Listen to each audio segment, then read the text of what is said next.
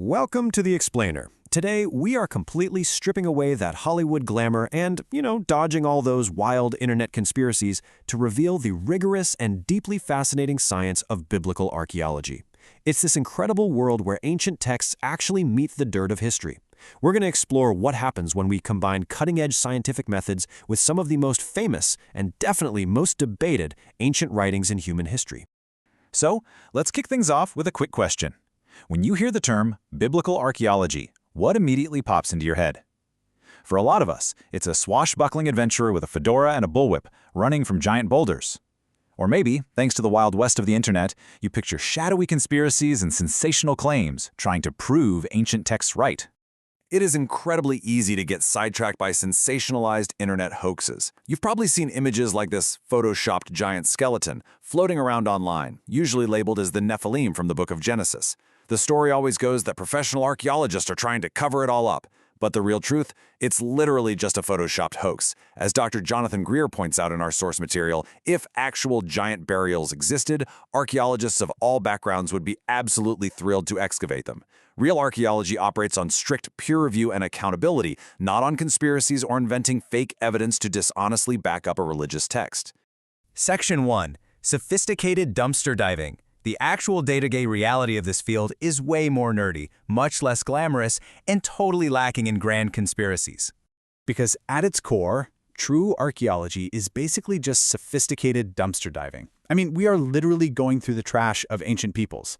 And this whole scientific process breaks down into three crucial steps: the recovery, the examination, and finally the interpretation of the material and biological remains of the past. We are way past the glorified treasure hunting of the 1700s, where wealthy patrons would just loot tombs for gold. Today, it's a highly interdisciplinary science. We use GPS, satellite imagery, and photogrammetry, but it gets even more granular than that. Through isotopic analysis of a single ancient animal tooth, scientists can tell exactly what region that specific animal grazed in during its lifetime. By analyzing microscopic residues left inside broken pieces of pottery, we can determine exactly what kind of stew was cooked in it thousands of years ago. Add radiocarbon dating to the whole shebang, and you've got a highly precise, data-driven science. Section 2. Reading the Bible historically. Now, to understand how this highly technical science interacts with the Bible, we first really need to understand what the biblical text actually is. The absolute crucial point here is that the Bible is a collection of ancient documents, and it was never, ever intended to be a modern history book or a science manual. In our modern world, we kind of expect our stories to log every historical fact perfectly. But back in the ancient world, historical facts were essentially just tools used to tell a larger theological story. The text's primary goal is to describe a theological relationship, not to log every single historical event in chronological order. Take the Battle of Karkar in 853 BC, for example. The Israelite king Ahab put together this massive chariot corps, which, by the way, were essentially the military tanks of the ancient Near East, and he successfully helped hold off a great onslaught from the Assyrian Empire. It was a massive historical and military victory, but do you remember reading about this epic battle in the Bible? You don't, because it's completely missing. It simply wasn't relevant to the theological narrative of allegiance to Yahweh, so the ancient authors just left it out. Section 3. Defining biblical archaeology. So what actually happens when we smash together this deeply theological, complex ancient text with the meticulous, dirt-under-the-fingernail science we just talked about? Well, we get the specific discipline of biblical archaeology. It's not about proving the text right or wrong, rather it's defined by very specific parameters. It has a chronological focus, generally running from the late Bronze Age through the 1st and 2nd centuries of the Common Era.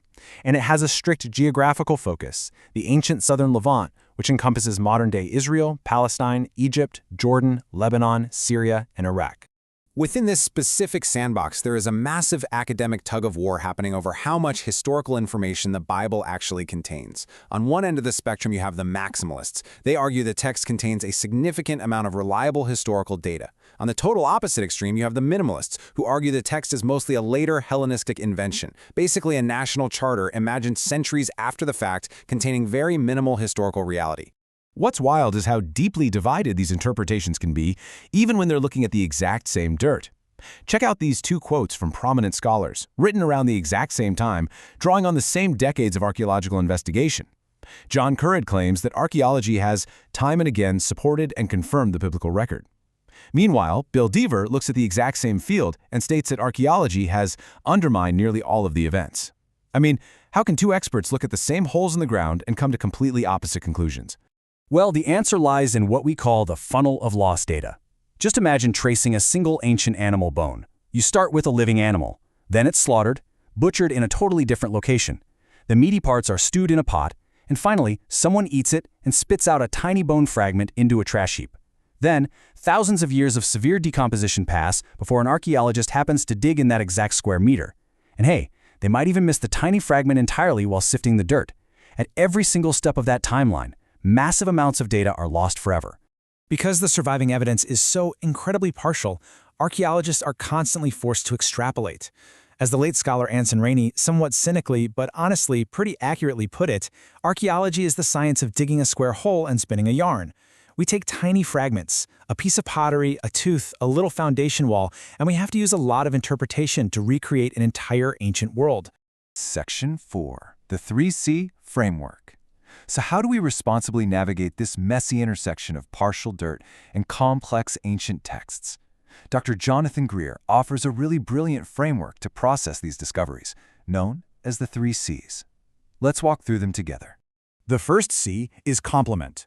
This happens when the trawl perfectly aligns with the text, grounding the biblical narrative right in historical time and space. A truly thrilling example of this was the discovery of ancient clay bullae, which are these small lumps of clay used to seal documents. Archaeologists found seals bearing the actual names of Jukal and Gedaliah. Now, if you read the book of Jeremiah, these are two specific officials who plotted against him. We literally have the physical signatures of the people mentioned in the text. The hand that pushed that seal into the clay likely shook the hand of the biblical Jeremiah. That is just an incredible compliment. The second C is clarify. This is where digging something up helps illuminate an ancient cultural practice that might seem incredibly weird or confusing to us modern readers. For example, finding clay liver models used by Mesopotamian diviners. These models come complete with little grids and peg holes. In ancient Mesopotamia, diviners would actually inspect the physical livers of sacrificed animals to predict the future, looking for abnormalities as omens. Finding these training models perfectly clarifies why the biblical text in Leviticus and Exodus contains such highly specific and seemingly peculiar instructions to burn the lobe of the liver during sacrifices.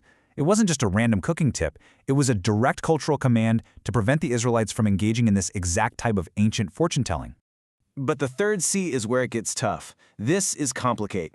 This happens when the things we dig up, or actually, just as importantly, the things we fail to dig up, seem to directly conflict with the biblical narrative as we've traditionally understood it.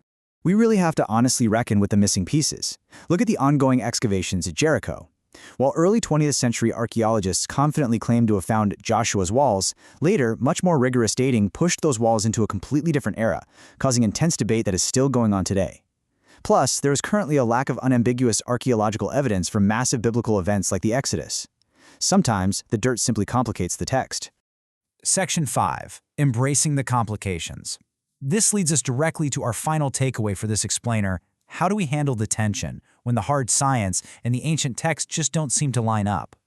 The answer is that we absolutely must prioritize intellectual honesty over hoaxes.